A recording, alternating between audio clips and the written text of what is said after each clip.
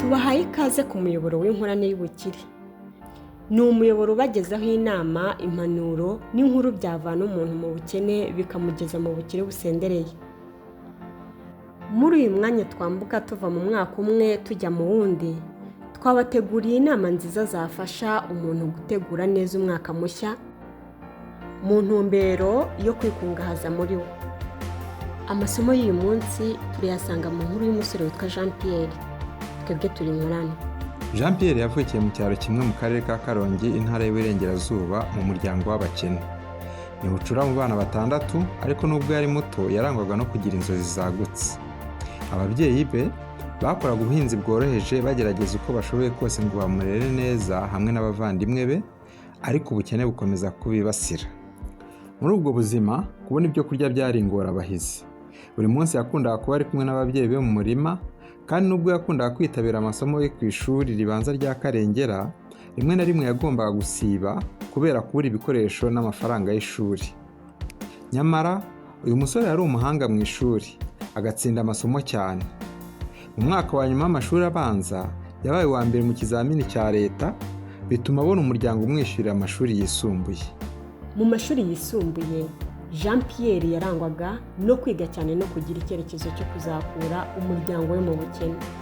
Nyuma yo kurangiza amashuri yisumbuye, yatsinze neza maze ahabwa buruse ya leta imufasha kwiga kaminuza mu bijyanye n'imiyoborere n'imicungire y'abakozi, Human Resource Management. Muri kaminuza, Jean Pierre yakomeje kugaragaza ubuhanga, ariko kandi atangira kugira ingeso zo kwishora mu by'imyidagaduro, ikigare no kwibona nk'umuntu wageze kuri byinshi. Akirangiza kaminuza, Jean Pierre yagize amahirwe yo kubona akazi keza mu kigo cya leta gikomeye. Umushahara we wa buri kwezi wari 500 by'amafaranga y'u Rwanda. Amafaranga ku musore wavuye mu cyaro yumvaga ari menshi cyane. Yahise yimukira mu mujyi wa Kigali, akodesha inzu nziza, atangira ubuzima bushya bwuzuyemo ibyishimo byo kugera ku nzozi ze zo kwivana mu bukene. Jean Pierre yasangiye ibyishimo bye n'inshuti nshya zo mu mujyi zari zifite imyitwarire itandukanye n'iyo yari afite mu cyaro. Mu gihe gito yisanze mu kigari cy'abantu bakundaga kwinezeza, gusohoka mu tubari, kugura imyenda ihenze no kwishimisha mu bindi bintu bidafite akamaro. Yahise yimukira mu nzu ihenze, atangira gukoresha amafaranga ye nabi, agura imyenda ihenze, igitanda na matera by'agatangaza, televiziyo nini, firigo n'ibindi bintu bihenze. Ntibyagarukiye mu buzima busanzwe gusa, kuko no ku kazi Jean Pierre yatangiye kugira imyitwarire mibi. Naho gusiba ku kazi bya hato na hato kubera isindwe, gukererwa no kudakora inshingano z'uko bikwiye. Abayobozi be baramwihanangirije kenshi, igihe kiragera bamuha amahirwe ya nyuma yo gukosora imyitwarire ye, ariko yakomeje kubyirengagiza. Ibi byatumye bamutakariza icyizere mu kazi ke, kandi nyuma y'amezi 7 gusa baramwirukana. Ubwo yari amaze kwirukanwa, ibintu byahinduye isura, kuko Jean Pierre yasigaye nta kazi, nta n'amafaranga ahagije afite, kuko nta yari yarizigamiye. Yatangiye kugurisha bimwe mu bikoresho yari amaze kugura, birimo imyenda, igitanda ndetse na matera nini hamwe na firigo. Asigarana udukoresho duke. Nanone byose bimushizeho, nyinshi mu nshuti ze zahise zimuvaho asa n'utereranywe. Gusa hari umusore w'inshuti ye biganye mu mashuri yisumbuye yitwa Rukundo, waje kumwakira barabana, akamugaburira ndetse akanamwitaho uko ashoboye. Mu mpera z'umwaka wa 2022, Jean Pierre yagize amahirwe yo kubona akazi mu kigo gikora iby'ikoranabuhanga. Bamuhembaga 150 ku kwezi. Nubwo umushahara w'akazi gashya wari munsi cyane y'uwo yakoreraga mbere, byamwigishije isomo rikomeye ryo kwicisha bugufi no gusubira ku ntego z'ubuzima. Ibyo bibazo Jean Pierre yaciyemo byatumye yibaza ku buzima bwe n'amahitamo yakoze, maze asanga ikibazo atari amafaranga make cyangwa menshi yahembwaga, ahubwo ari uburyo yakoresheje nabi igihe yari afite amahirwe. Ibi byatumye yemeza gutangira guhindura imyitwarire ye no gushyiraho intego zihamye. Byatumye afata umwanya uhagije wo kwiherera no kwitekerezaho bihagije. Umwanya wose yabaga atari mu kazi yawukoreshaga yitekerezaho. Uwo mwanya wo kwiherera wagize icyo umwigisha. Yahereye ku kwibaza icyo yakora ngo ahindure ubuzima bwe burundu. Jean Pierre yasanze kimwe mu byamugizeho ingaruka mbi ari ukubaho ubuzima bw'igikundi cy'abantu badatekereza ku hazaza.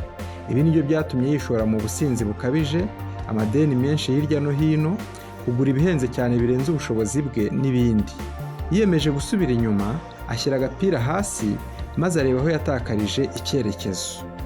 Muri uko kugerageza kwisuzuma no kwisubiraho, yaje kubona YouTube channel yigisha abantu ibijyanye n'ubukire, imikorere y'amafaranga n'ubushabitsi. Kuri iyo channel yahasanze ibiganiro byiza bivuga ku mikorere y'amafaranga, anahasanga igitabo Rich Dad Poor Dad cyanditswe na Robert Kiyosaki, baragisemuye mu Kinyarwanda. Yafashe umwanya uhagije atega amatwi ibyo biganiro n'icyo gitabo, bituma ibitekerezo byatanzwe muri icyo gitabo bimufungura amaso kandi bimuha icyerekezo gishya cy'ubuzima. Isomo rya mbere yize muri icyo gitabo ni itandukaniro riri hagati y'abakire n'abakene. Jean Pierre yamenye neza ko hari itandukaniro rinini hagati y'abakire n'abakene kandi ko rishingiye ku myumvire yabo ku bijyanye n'amafaranga n'ubukire. Abakene bakoresha amafaranga yabo mu kwishyura imyenda no kugura ibintu bihita bikoreshwa, mu gihe abakire bashora mu bintu bizazana inyungu mu gihe kirekire. Kumva iki kintu, Jean Pierre yabaye nk'urasiwe n'izuba, umucyo utamira mu mutima we, yahise abona neza icyiciro abarizwamo, abona ko ari umukene wo kubabarirwa. Isomo rikomeye cyane rya kabiri Jean Pierre yize ni iry'uko abakire badakorera amafaranga, ahubwo ko amafaranga ariyo abakorera. Abakene nibo bakorera amafaranga. Iri somo ryamukoze ku mutima kandi rimutera agahinda katavuga. Yabonye ko igihe yamaze mu kazi yarimo akorera amafaranga, yahise afata icyemezo cyo gushaka amafaranga azajya amukorera. Gusa ntiyabonaga aho gutangirira. Yasobanuriwe ko abakene bahora bakorera amafaranga ubuzima bwabo bwose, nyamara ku rundi ruhande abakire amafaranga arabakorera. Jean Pierre wari uri mu bihe bikomeye byo kwisuzuma, yahise ahishurirwa neza amakosa abiri yari yarijanditsemo. Irya mbere ni ugushyira imbere umuco wo gukorera amafaranga aho gushaka amafaranga amukorera. Jean Pierre yamenye akamaro ko kugira amafaranga atanga inyungu. Ayo ni amafaranga agomba kugukorera nk'umukozi wawe aho guhora ari wowe uyakorera. Nyamara we yakomeje gukorera amafaranga atagira n'ifaranga na rimwe rimukorera. Ikosa rya kabiri ni ugukoresha nabi amafaranga we ubwe yabaga yakoreye, akayakoresha agura imitungo isohora amafaranga nk'igitanda gihenze, matera nini, imyenda n'inkweto n'ibindi bihenze. Isomo rya gatatu Jean Pierre yize ni iryo kwizigamira. Iri somo umwanditsi yarihaye umutwe wanejeje Jean Pierre cyane ugira uti: banza wihembe mbere yo kwishyura ikindi kintu cyose. Mbere yo kwishyura imyenda, mbere yo gukodesha inzu, mbere yo kugura ibyo urya, banza wizigamira umugabane runaka, hanyuma ubone gupangira amafaranga asigaye. Muri make, yabonye ko ikintu cya mbere yagombaga kuba yarakoze ari ukwizigamira ako kanya umushahara ukiza, akabona kugura no kwishyura ibindi mu mafaranga asagutse aho kwizigamira amafaranga asagutse. Ibi byakoze ku mutima wa Jean Pierre cyane. Jean Pierre yamenye ko burya ari itegeko ko agomba kwizigamira niba koko ashaka gutegura ahazaza he agatandukana n'ubukene. Hari ikibazo umwanditsi yabajije cyazengereje Jean Pierre kinamusunikira gufata icyemezo gikomeye. Ikibazo cyarabazaga kiti: uramutse uhagaritse akazi wakoraga cyangwa se kagahagarara utabigizemo uruhare cyangwa se utagishoboye gukora, wamara igihe kingana iki ubaho neza uko ubyifuza? Jean Pierre yahise atekereza ku buzima bwe, asanga umushahara we warashiraga mbere y'uko nduza, ahubwo ukwezi kugashira ageze mu madeni. Yahise abona ko nta bushobozi yubatse bwamutunga mu gihe akazi kaba gahagaze. Yabonye ko usibye ko atari mu nzira njyabukire, ahubwo wari mu nzira njyakuzimu. Ibi nibyo byamushyize mu bihe byashize. Isomo rya kane, Jean Pierre kandi yamenye itandukaniro ry'imitungo yinjiza amafaranga n'imitungo isohora amafaranga. Jean Pierre yamenye ko ikintu cyose utanzeho amafaranga ariko kitazabasha kuyagaruza ngo kinazane inyungu, ahubwo kigahora gitwara andi mafaranga ari umutungo mu gusohora amafaranga. Yahise akora isuzuma, asanga matera nini, igitanda, firigo, akabati, intebe zo muri salo, imyenda n'inkweto, televiziyo, inzu ihenze yakodeshaga n'ibindi yari yarigwijeho, byose byari imitungo isohora amafaranga. usibye ko yari yarabiguze amafaranga menshi, yanahoraga abitangaho andi mafaranga abikoresha mu gihe byapfuye, gufurisha imyenda no guhanaguza inkweto, kugura abonema ya televiziyo n'ibindi byakomeza gusohora amafaranga umunsi ku munsi. Isomo rya gatanu Jean Pierre yize ni impamvu yo kujya ku kazi. Mu kazi ke ka mbere yari yaribanze ku mushahara. Kuri we impamvu imwe rukumbi yatumaga abyuka buri gitondo akajya ku kazi yari ukugira ngo azahembwe umushahara we. Muri iki gitabo yabonye ko akwiriye kujya ku kazi agiye kwiga ubumenyi no kwiyungura ubunararibonye bwafasha kubaka ahazaza he. Yamenye ko akazi kamubera ahantu heza ho kwigira kandi akiga banamuhemba. Iki cyari ikintu gishya mu matwi ye kandi cyaramunejeje cyane. Igitabo cyamwigishije guha agaciro amasomo asanzwe yo mu buzima no gutekereza ku buryo bwo guhanga udushya mu mwuga ategura ahazaza heza he. Isomo rya gatandatu Jean Pierre yize ni isomo ryo kubona ibyo abandi batabona.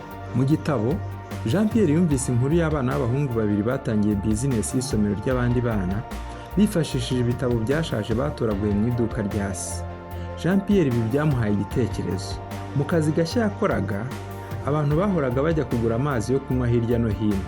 Yatekereje ko aramutse aguze ikarito y'amazi akayitereka munsi y'ameza ye, abo bantu bose bajya bayamugurira aho kujya kuyagura hirya no hino. Jean Pierre yaguze ikarito imwe y'amazi ku $5,000 ayitereka munsi y'ameza.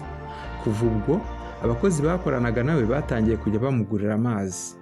Ubwo rero umwaka wa 2021 wari ugeze kure, nibwo Jean Pierre yicaye ategura neza icyerekezo n'igenamigambi ry'umwaka wa 2022. Nyuma yo kwiga amasomo atandukanye mu bitabo no mu biganiro bitandukanye, Jean Pierre yafashe igihe cyo kwicara mu mpera z'umwaka wa 2021 maze ashyiraho icyerekezo gishya. Yiyemeje guhaguruka agashyira mu bikorwa ibyo yize, ariko kandi atirengagije amasomo y'ibihe byashize. Icyemezo cya mbere yafashe ni ugushyiraho icyerekezo n'intego bishya by'umwaka utaha w'2022. Yaricaye agena ibyo ashaka kuzageraho mu mwaka mushya mu nzego 3 zikurikira: umutungo, ubuzima bwe bwite, imibanire ye n'abandi, hanyuma n'iterambere mu mwuga we n'akazi. Ngibi ibyo yiyemeje mu cyerekezo gishya. Icya mbere ni ukujya mu kazi agiye kwiga. Jean Pierre yiyemeje ko intego ya mbere y'umwaka utaha ari ukwiga. Icya kabiri ni ugukora neza akazi. Jean Pierre yiyemeje gukora neza akazi ka bosi, akongera agaciro mu byo akora kandi akigira byinshi mu kazi ke. Intego nyamukuru ni ugukora yiga uko ibintu bikora. Icya gatatu, kwizigamira 10% by'umushahara we mbere y'uko agira ibindi bintu yishyura. Icya kane, gukomeza kubaho ubuzima buciriritse mu rwego rwo kwiyubaka. Hanyuma icya gatanu ni ugutangiza bizinesi ye bwite. Gusa Jean Pierre yabonye ko kugira ngo ibi bintu bigerweho neza, asabwa kwicisha bugufi, akirinda ikigare n'ingeso mbi zari zaramwigaruriye. Mu ntangiriro w'2022, Jean Pierre yari afite impinduka zikomeye mu bitekerezo. Nubwo yari guhembwa umushahara muto w'150 by'amafaranga y'u Rwanda, yari yifitiye icyizere ko amasomo yize n'ayo akomeza kwiga azamufasha gutangira urugendo ruganisha ku bukire. Yaricaye atangirira ku ntego yari yihaye, maze yiyemeza kubishyira mu bikorwa buhoro buhoro. Mu gitondo Jean Pierre yarazindukaga cyane, akajya gushaka amazi, agakora imyitozo ngororamubiri, akoga, agasoma igitabo cyangwa se akumva ikiganiro kirimo inyigisho, maze akajya ku kazi. Mu kazi Jean Pierre yarazindukaga n'ubundi, akagera ku kazi imbere y'abandi bakozi bose, agategura umunsi we neza, maze agatangira akazi. Yakoraga neza kandi agakorana neza n'abandi bakozi, agakunda gufasha abandi bakozi bagenzi be, hanyuma n'ubundi akenshi niwe wavaga ku kazi nyuma. Ibi byatumye umukoresha bamukunda cyane ndetse atangira kumwiyegereza. Ibi byose byatumye mu ntangiriro z'umwaka wa 2022 Jean Pierre azamurwa mu ntera, anatangira ibiganiro byo kuba umufatanyabikorwa w'umukoresha we. Kwizigamira duke duke. Jean Pierre yamenye neza ko kwizigamira ari ngombwa kugira ngo yubake ejo he heza hazaza. Ku mushahara w'150 by'amafaranga y'u Rwanda yashyizeho umwanzuro wo kwizigamira 10% ahereye kuri 15 by'amafaranga y'u Rwanda buri kwezi. Gukurikiza iki cyemezo ntibyamworoheye. Mu mpera za Mutarama inshuti ze zatangiye kumuseka ziti, Jean Pierre, ibyo byo kwizigamira umushahara muto nk'uwawe ni ukwigora rwose. None se ubundi ayo mafaranga ko ari make azakugeza kuki? Jean Pierre ntiyigeze acika intege nubwo nawe yabibonaga ko bitoroshye. Gusa ukwiyemeza kwe kwatumye afata ibyemezo byo kugabanya ibyo akoresha mu buzima busanzwe, ahitamo kuba mu nzu iciriritse kandi iri hafi y'akazi kugira ngo yirinde amatike ya buri munsi n'ibindi. Yahise yemeza gukoresha ihame ry'10%, maze akibona umushahara we w'ibihumbi 150 by'amafaranga y'u Rwanda, agahita afata 15 by'amafaranga y'u Rwanda akabishyira kuri konti yo kwizigamira nayo yahise afunguza muri banki. Kuri we aya mafaranga ntiyayabaraga nk'aye, bityo ntiyashoboraga kuyabara mu yazakoresha. Kwigwizaho imitungo yinjiza amafaranga, agacukubiri n'imitungo isohora amafaranga aho bishoboka hose. Jean Pierre yahise afata icyemezo ko umwaka wa 2022 azashyira umuhate wose mu kwigwizaho imitungo yinjiza amafaranga, agacukubiri n'imitungo iyasohora. Yafashe icyemezo ko amafaranga yose azajya yizigamira ari azajya ashora mu kugura imitungo yinjiza amafaranga gusa. Gutangiza ubucuruzi buciriritse bw'amazi. Mu kwezi kwa Gashyantare, Jean Pierre yabonye ko kwizigamira ubwabyo bidahagije, ko agomba gushaka ubundi buryo bwo kwinjiza amafaranga. Atekereza ibyo yari yize ku bikorwa byoroheje byatuma yinjiza amafaranga atabanje gusohora byinshi. Yahise ahitamo gucuruza amazi. Yatangiranye ikarita imwe y'amazi, ayiguriye 5,000 by'amafaranga y'u Rwanda. Yakoresheje akanya ko kuruhuka mu kazi, agasohoka akajya kugurisha amazi mu bantu bari hafi aho, cyane cyane abari mu mihanda cyangwa abakozi bagenzi be. Nk'uko byumvikana mu minsi ya mbere, ubwo bucuruzi bwaramugoye cyane. Yatangiranye ikarita imwe y'amazi, ayiguriye 5,000 by'amafaranga y'u Rwanda. Yakoresheje akanya ko kuruhuka mu kazi, asohoka akajya kugurisha amazi mu bantu bari hafi aho, cyane cyane abari mu mihanda cyangwa abakozi bagenzi be. Nk'uko byumvikana mu minsi ya mbere, ubwo bucuruzi bwaramugoye cyane. Bamwe babanzaga gusuzugura ibyo akora, bamubwira ko gucuruza amazi bidakwiriye umuntu wize kaminuza. Abandi bamwibutsaga ko gukora akazi nk'ako atari byiza ku muntu wifuza gutera imbere. Nubwo ibyari gutuma acika intege byari byinshi, Jean Pierre yihanganiye icyo gitutu yakomeza gushyirwaho, akomeza kugenda asobanura intego ze mu buryo bwe bwihariye. Mu minsi mike yatangiye kubona abakiriya b'indahemuka, ndetse amaze kugurisha ikarita imwe y'amazi yahise ashaka indi. Muri Werurwe yari amaze kugera ku makarita 3 buri cyumweru. Kwihanganira ingorane n'ibicantege. Jean Pierre yari yarigishijwe akamaro ko kuva mu mikorere y'ikigare no kwirinda ibidafitanye akamaro n'icyerekezo cye. Nyamara rimwe na rimwe byaramugoraga cyane. Hari ubwo inshuti ze zamuhamagaraga zimushishikariza kujya mu tubyiniro cyangwa mu bindi bikorwa bitajyanye n'intego ze. Umunsi umwe mu kwezi kwa Gicurasi, umwe mu nshuti ze yagize ati, Jean Pierre we, ntukabeho nk'umuntu ubabaye Imana. Urumva ubuzima bwo gucuruza amazi no kwizigamira udufaranga duke bizakugeza hehe? Ntaho wagera niba utishimiye ubuzima bwawe Imana. Ayo magambo yaramukorogoshoye, ariko Jean Pierre yibutse amasomo yo kwirinda abashaka kumuhungabanyiriza intego. Yarabasubije ati, kwihangana no gukora neza uyu munsi bizatanga umusaruro mwiza ejo. Sinshaka kugira ibyishimo bigarukira mu kanya gato, ahubwo nshaka ubuzima bufite icyerekezo cyiza. Ukomeza kwiga no guhuguka. Jean Pierre ntiyigeze asubira inyuma mu kwiga amasomo mashya. Yakomeje gukurikirana ibiganiro bishya kuri YouTube, asubiramo igitabo Rich Dad Poor Dad, yumva n'igitabo cya Think and Grow Rich kimwigisha ko kugira intumbero ihamye n'umurava mu byo akora ari byo bizatuma agera ku bukire. Yahise yongera kureba igenamigambi yari yarakoze mu mpera z'umwaka wa 2022, yongeramo uburyo bwo kongera umusaruro mu bucuruzi bwe bw'amazi. Mu mpera z'umwaka wa 2022, nubwo byari bigoye cyane, Jean Pierre yari yaragize intambwe zikomeye. Mu kwizigamira kwe yari amaze kugira 180 kuri konti y'ubwizigame. Aya yahise agura firigo izajya ikonjesha amazi yo gucuruza kuko abakiriya bayamusabaga cyane. Ibi nabyo byatumye yongera kwibuka isomo ry'imitungo isohora amafaranga n'imitungo yinjiza amafaranga. Yibutse ukuntu yari yaraguze igifirigo kinini abikamo inzoga zimusindisha, kikamutwara amafaranga kandi kitinjiza, ariko kuri iyi nshuro aguze firigo ikonjesha amazi yinjiza amafaranga. Ibi byaramunejeje cyane. ubucuruzi bwe bw'amazi bwari bumaze gukura. Aho gucuruza ikarita imwe, ubu noneho aracuruza amakarita 3 ku munsi, akinjiza amafaranga arenga 50,000 by'amafaranga y'u Rwanda buri kwezi. Mu kazi ke gaciriritse yateye intambwe igaragara. Bamuzamuye mu ntera, bamwongeza umushahara, by'umwihariko kubera yagaragaje imyitwarire myiza cyane. Boss we yamugiriye icyizere cyane, batangira kuganira uko yaba umufatanyabikorwa we akareka kuba umukozi usanzwe. Nubwo atabaye umuherwe, yari amaze guhindura byinshi mu buzima bwe ahereye ku mitekerereze. Mu mpera z'umwaka wa 2022, Jean Pierre yari afite icyerekezo gisobanutse.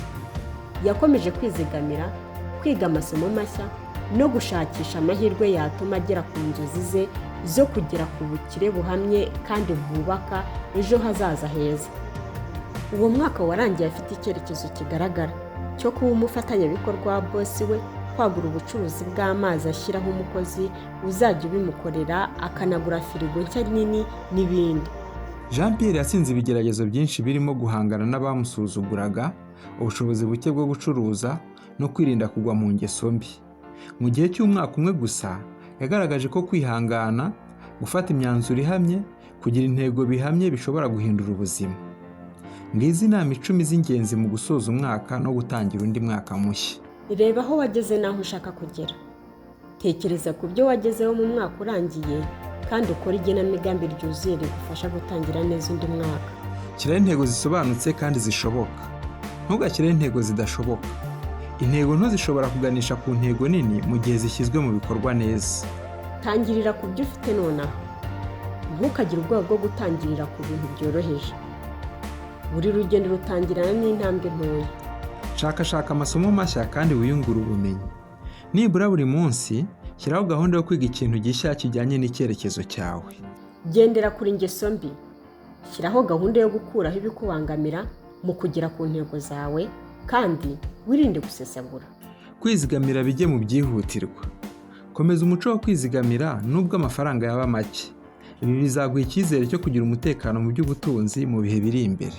Ihanganira ibibazo n'ibihe bigoye. Kora ku buryo ukoresha ibibazo nk'umwanya wo kwiga no gukura.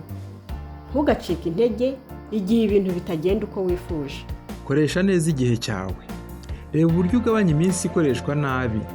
Isaha imwe yo gutekereza cyangwa gukora ibintu bifite intego ishobora guhindura ubuzima bwawe. Tekereza ku bandi mu rugendo rwawe. Nubwo waba urwana n'ubuzima bwawe, ntukibagirwe gufasha no gufatanya n'abandi. Byuka buri munsi ufite intego. Buri munsi ugikanguka, ibuka intego zawe kandi uharanire kugera kuri buri kintu uko wagipangiye. Byanga bikunda, amaherezo uzagera ku nzozi zawe.